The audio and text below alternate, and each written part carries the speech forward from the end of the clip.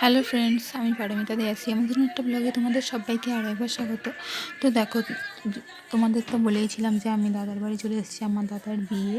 তো সেই জন্য তো তার আগের দিনকেই চলে এসেছি, বিয়ের আগের দিনকেই চলে এসেছি। তার জন্য আইবুড়ো ভাতের ভিডিও শেয়ার করেছি তোমাদের সাথে। যাই হোক, এখন দেখো সকালবেলা ঘুম থেকে উঠেই একদম রেডি টেডি হয়ে নিয়েছি, একদম সেজে গুজে নিয়েছি, কারণ একটু পরেই হবে দাদার গায়ে হলুদ। আর তার জন্যই সব প্রস্তুতি চলছে। আর এই হচ্ছে হলুদ।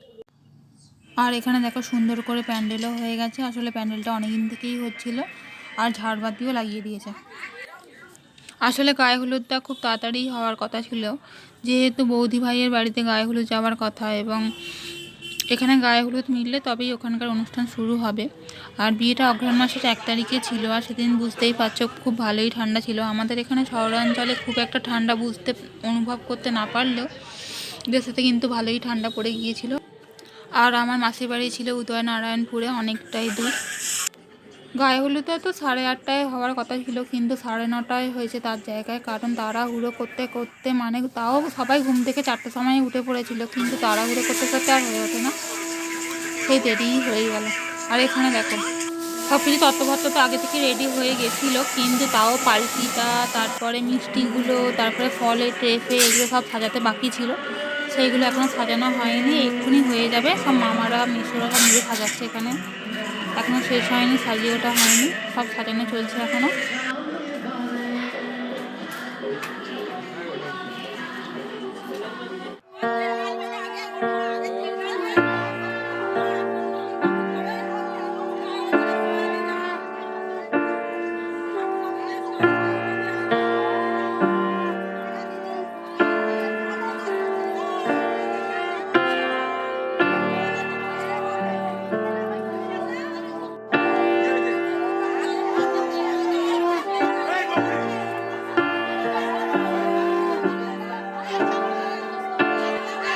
এখানে দেখো দাদাকে তো হলুদ মাখানো হয়ে গেছে, এবার হলুদ মাখানো হয়ে গিয়েও নিজেরা একদম মাখানো হবে।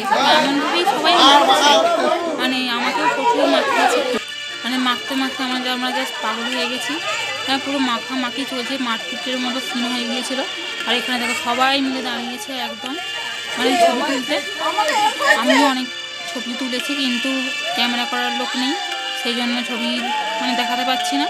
যাই হোক, এখানে দেখো সবাই মিলে ছবি তুলতে বসে পড়েছে। মেসো বলো, মেসো থেকে শুরু করে 2 মেসো, মাসি, সবাই, মানে ওদের ফ্যামিলির যতগুলো মানুষ আছে সবাই একসাথে ছবি তুলছে।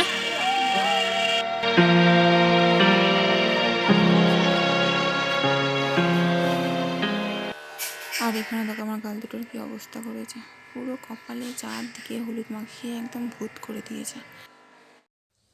আর এখানে দেখো পদ্মগুলো সব সাজানো হয়ে গেছে, একদম পুরো কমপ্লিট। এবার নিয়ে যাওয়া হবে। তোমাকে না সত্যি হেভি লাগে।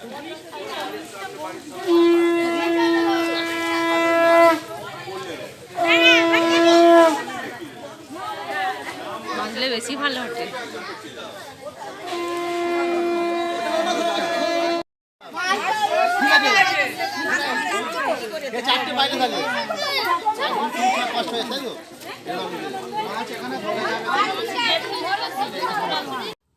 আসলে আমরা কেউই হলুদ নিয়ে যাব না, গায়ে হলুদের তত্ত্ব নিয়ে আমরা কেউই যাচ্ছি না, শুধু 2টো মামা যাবে, কারণ বৌদি ভাইদের বাড়ি অনেকটা দূর, প্রায় 1 ঘন্টা মতো। আবার আমাদের আসতেও হবে, এদিকে দাদাভাইকে চান করাতেও নিয়ে যেতে হবে, সেই জন্য আমরা কেউই যাচ্ছি না। তারপর দাদাভাই কিছু ফটোশ্যুটও আছে।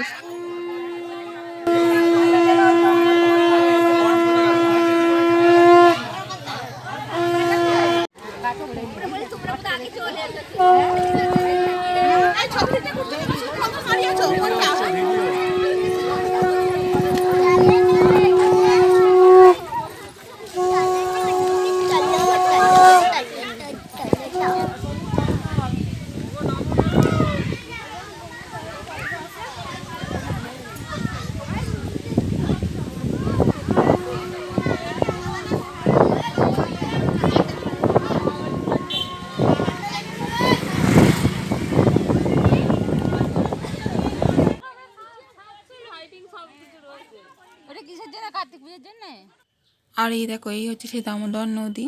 গায়ে হলুদের পর তো আমাদের অনেকগুলো ছবি তোলার বিষয় ছিল, যেহেতু ভিডিও ক্যামেরা হচ্ছিল সেই জন্য আমরা সব ভাই বোনেরা মিলে ছবি তোলার ব্যাপার ছিল। তারপর দাদার বন্ধুরাও ছবি তুলছিল, অনেকগুলো ভিডিও ক্যামেরাও হচ্ছিল, সেই জন্য চান করাতে নিয়ে আসাতে অনেকটা দেরি হয়ে গেছে এখানেই।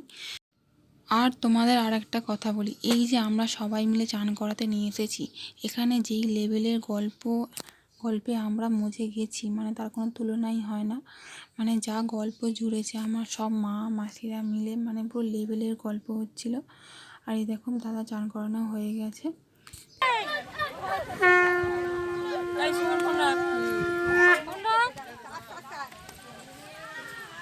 ছবি তুললা দুটো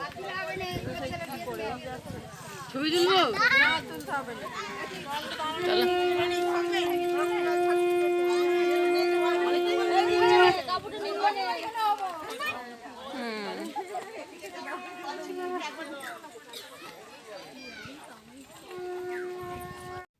তোমাদের একটা কথা বলি, এই যে বিয়ে বাড়িতে এত ভিডিও ক্যামেরা হয়, এত ছবি তোলা হয়, সব ছবি কি আদৌ অ্যালবামে থাকে?